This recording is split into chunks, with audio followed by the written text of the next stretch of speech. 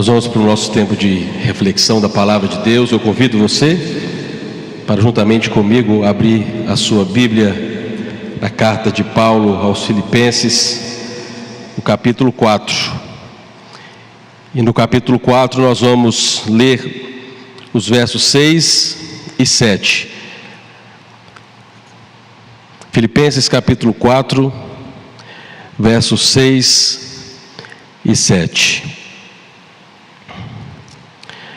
Assim nos diz a palavra do Senhor: não andeis ansiosos por coisa alguma, antes em tudo sejam os vossos pedidos conhecidos diante de Deus pela oração e súplica com ações de graças.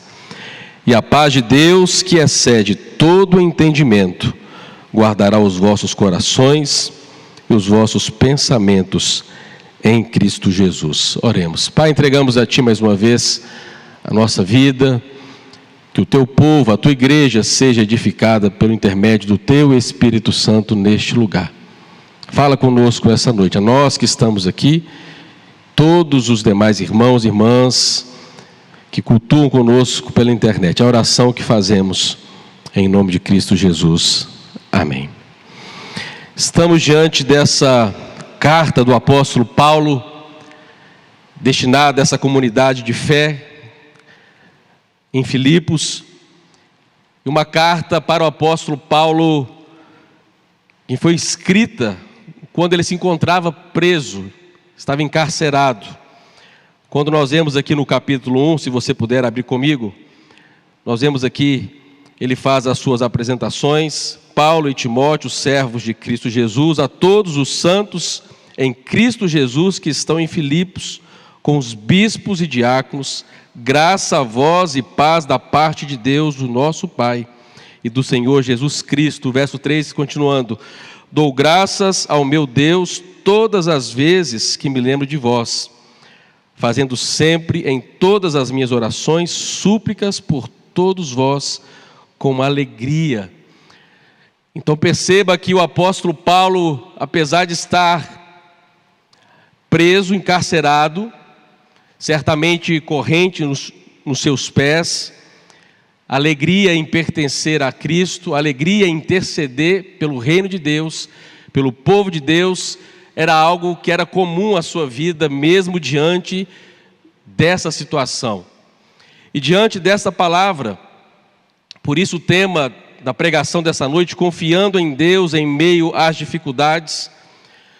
Porque olhando para essa passagem e olhando para essa epístola do apóstolo Paulo, nós percebemos que aqui nós encontramos um tesouro, instruções preciosas, instruções valiosas sobre como viver a fé, especialmente no tempo da adversidade. Certamente cada um de nós entramos aqui trazendo as nossas aflições, as nossas dores e as nossas limitações. E, portanto, humildemente somos convidados a nós depositarmos diante do altar de Deus tudo aquilo que temos, tudo aquilo que somos. E Paulo era um homem experiente na dor, Paulo era um homem experiente no sofrimento, mas durante o seu tempo de caminhada, ele aprendeu e percebeu que nessa vida nada teria o poder de afastá-lo do amor de Deus firmado, o amor de Deus selado em Cristo Jesus, porque Paulo justamente havia aprendido a levar e apresentar e a colocar tudo ou todas as situações aos pés de Cristo. E, portanto, algumas lições preciosas que eu gostaria de extrair dessa reflexão nessa noite, durante alguns minutos. Primeira lição importante: que nós precisamos abandonar a ansiedade. Veja comigo aí, Filipenses 4, 6, apenas o primeiro verso. Nós encontramos o apóstolo Paulo dizendo: não andeis ansiosos por coisa alguma. Ansiedade é algo natural do ser humano. Algumas pessoas são mais ansiosas do que outras, mas isso não significa dizer que há um ser humano que esteja livre de viver em um momento, em circunstância, cercado por uma adversidade, então, portanto, é invadido ou dominado pela ansiedade.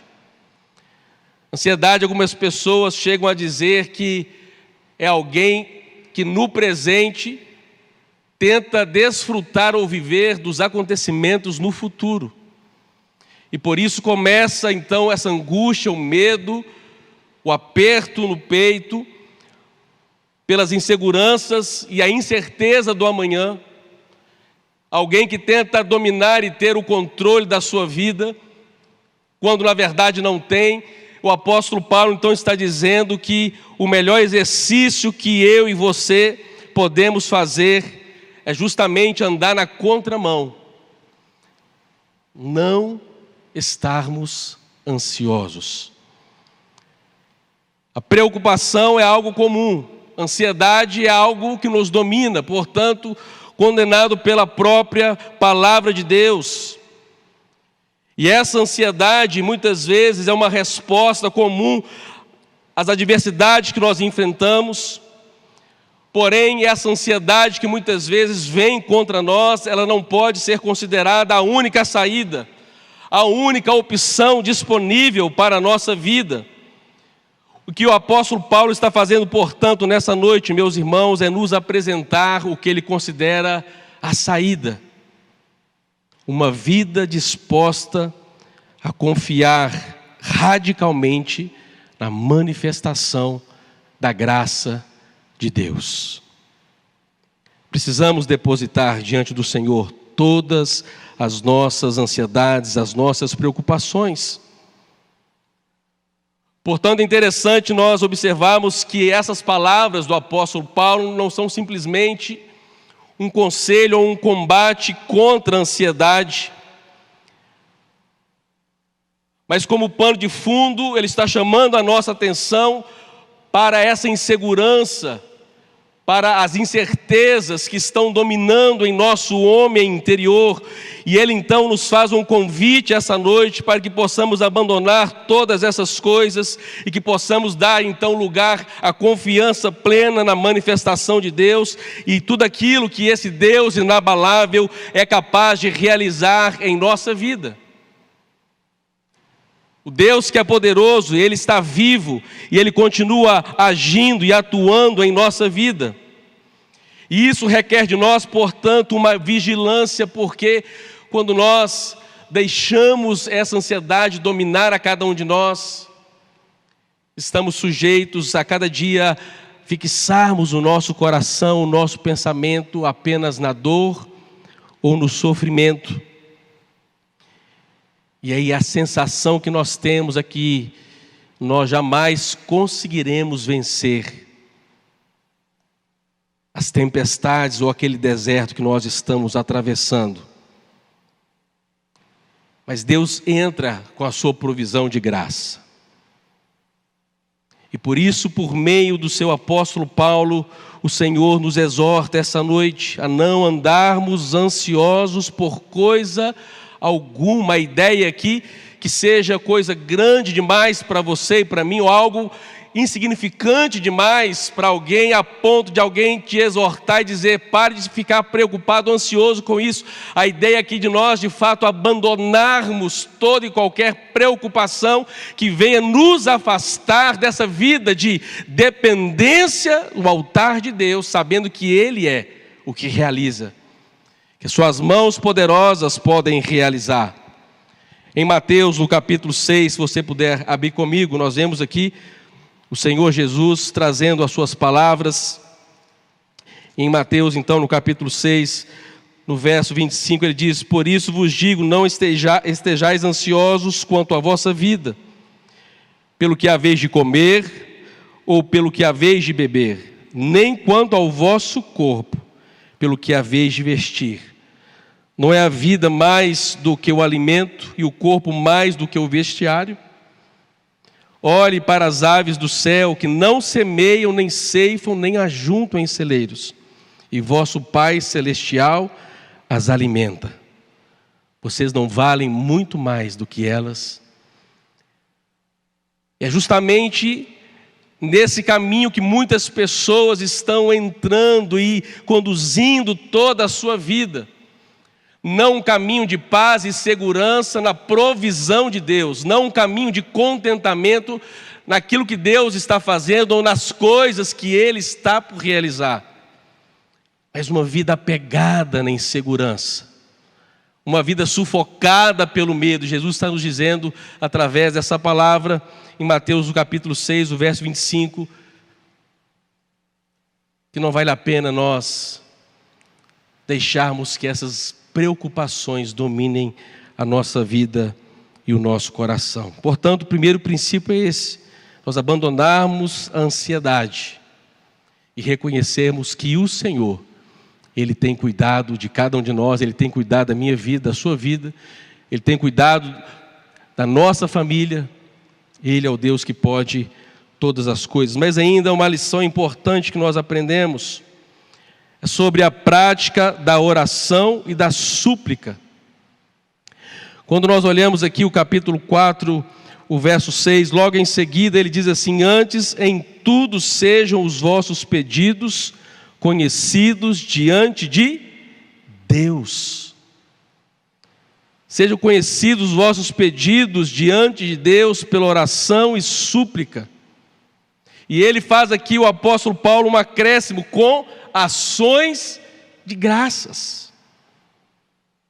É interessante quando essa expressão, em tudo sejam os vossos pedidos conhecidos diante de Deus, essa expressão conhecidos traz a ideia de revelação. É como se Deus esperasse da nossa parte a iniciativa de nos aproximarmos da sua presença, de nos achegarmos ao seu trono da graça, e uma vez diante do seu trono de graça, revelarmos aquilo que está escondido no nosso coração. Ele, como Pai, deseja saber das nossas aflições, para que Ele possa nos socorrer, para que Ele possa nos acudir. Em Hebreus ele diz: no tempo da necessidade, no tempo do socorro, quando nós clamamos como filhos e filhas de Deus, esperamos que exista então da parte de Deus essa manifestação poderosa das suas mãos, e cremos que quando Ele age, nada e ninguém tem poder de impedir o poder das suas mãos. Louvado seja o nome do Senhor. E por isso o apóstolo Paulo está trazendo aqui, destacando essa importância sobre a necessidade de uma vida prática da oração. Elias, quando estava com os profetas de Baal, ele ora ao Senhor, ele clama ao Senhor, e o Deus verdadeiro responde. Os profetas são envergonhados, e a glória de Deus se manifesta naquele lugar. Ana, quando estava no templo, no silêncio da sua alma, no seu desejo, grande desejo, nós sabemos, de ter um filho, era humilhada, e agora no silêncio da sua alma, na angústia, na dor, ela se aproxima do Senhor, na sua súplica, no seu silêncio, ela coloca e rasga o seu coração diante daquele que pode trazer vida. De tal forma que na sua expressão de adoração, algo que não era tão comum naqueles dias, ela em silêncio, sussurrando a sua oração, o sacerdote a considera como embriagada. Essa mulher está embriagada, mas não, era o desejo do coração daquela mulher que apenas Deus contemplasse a sua dor, e então na angústia, no medo, na sua apreensão das coisas negativas que estavam acontecendo na sua vida, as suas humilhações, ela expõe a sua necessidade diante de Deus.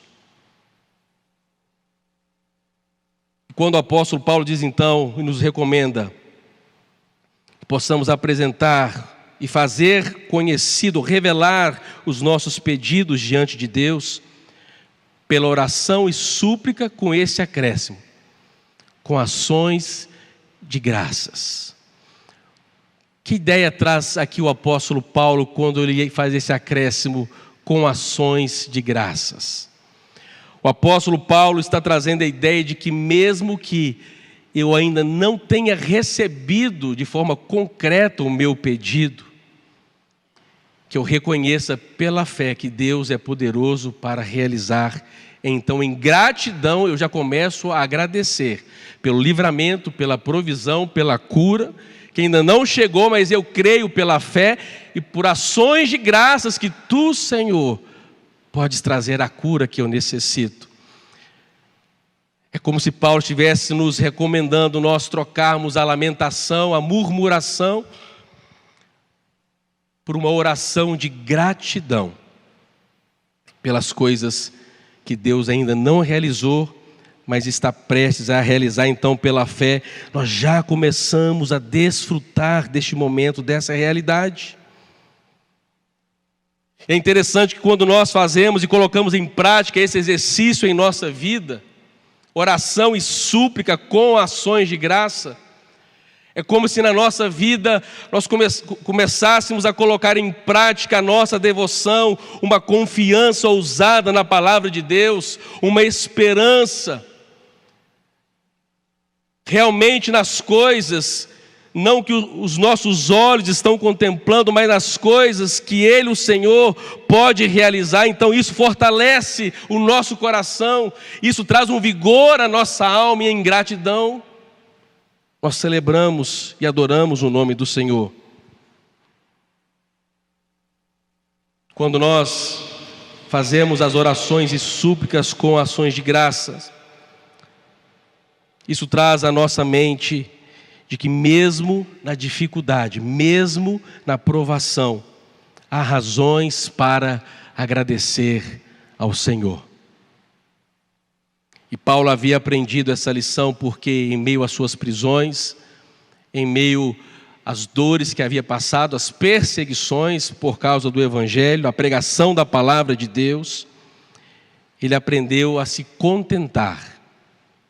Nos momentos de fartura, louvado seja o Teu nome, Senhor. Mas no dia da escassez, da humilhação, bendito seja o nome do Senhor.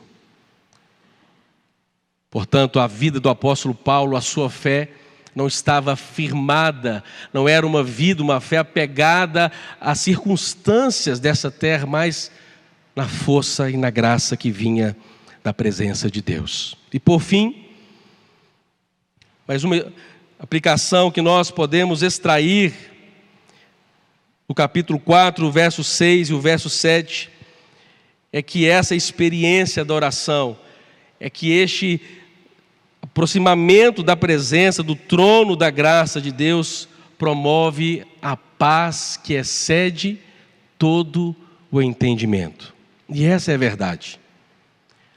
Quantas vezes já celebrei os cultos fúnebres e sem palavras, mas justamente naquele momento, essa é a expressão da palavra de Deus que vem ao nosso coração. Senhor, envia pelo Teu Espírito Santo a paz que excede todo o entendimento, a paz que extrapola a razão do homem. Nesse sentido, a palavra de Deus está nos exortando, nos convidando a esse viver, para que possamos desfrutar dessa paz que é fruto de uma vida de oração, dessa paz que é fruto de um relacionamento com Cristo, dessa paz que pode ser sim encontrada mesmo quando não há razões de termos paz. Podemos sentir essa paz de Deus invadindo o nosso coração, e por isso o apóstolo Paulo está exortando também esses irmãos da cidade de Filipos, dizendo aqui no verso 7, a paz de Deus que excede todo o entendimento, essa paz guardará os vossos corações e os vossos pensamentos em Cristo Jesus. Por que ele disse que é a paz de Deus? Porque é a paz de Deus que vem sobre nós como fruto da presença do Espírito Santo. Essa manifestação, essa graça que nos invade, essa paz que nos envolve.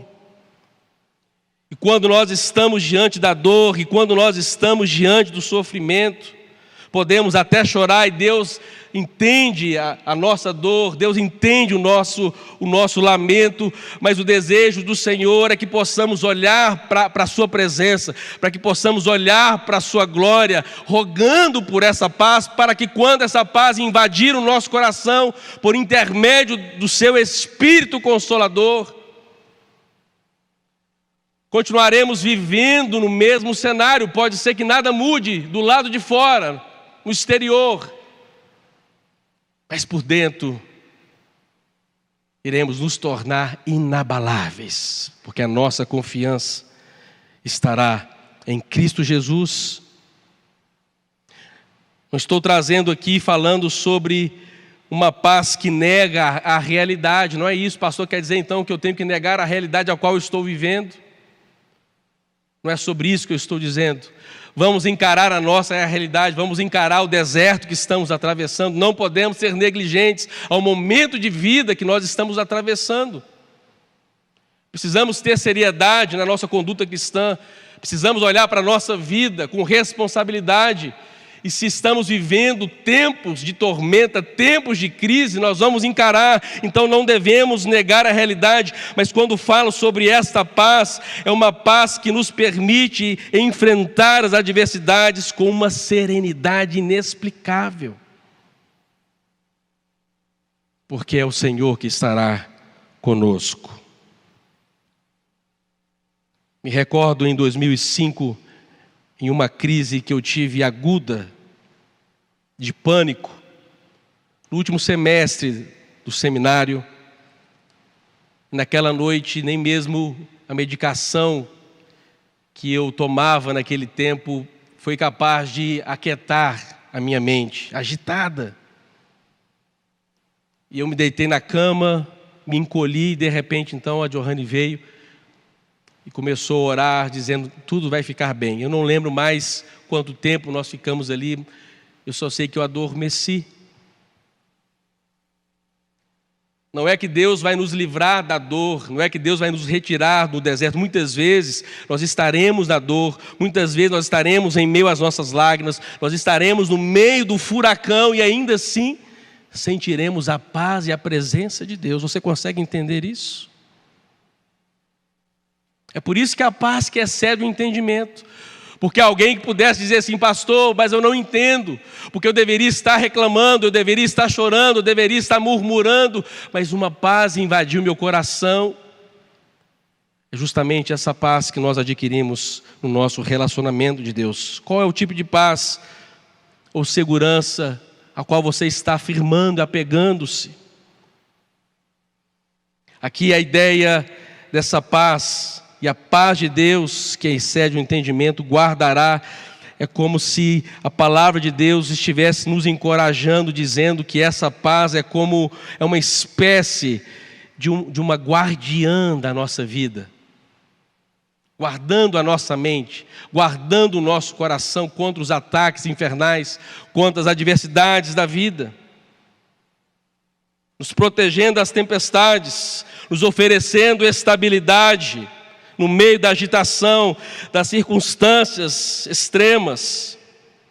Mas é essa paz que nos dará o testemunho, servirá como testemunho, onde nós poderemos dizer às pessoas que estão ao nosso redor, eu vivi e venci, porque o Senhor está comigo.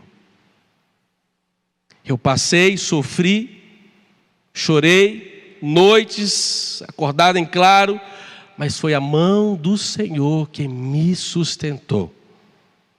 E quando a tempestade passar, um dia, eu e você, se estamos vivendo esse tempo, poderemos olhar para trás com confiança e alegria. E muitas vezes a gente é capaz até de dar algumas risadas daquela situação, porque agora não há mais dor, agora a ferida está cicatrizada, porque o Senhor nos curou, o Senhor nos resgatou, com seu amor eterno, com a sua bondade, com a sua fidelidade.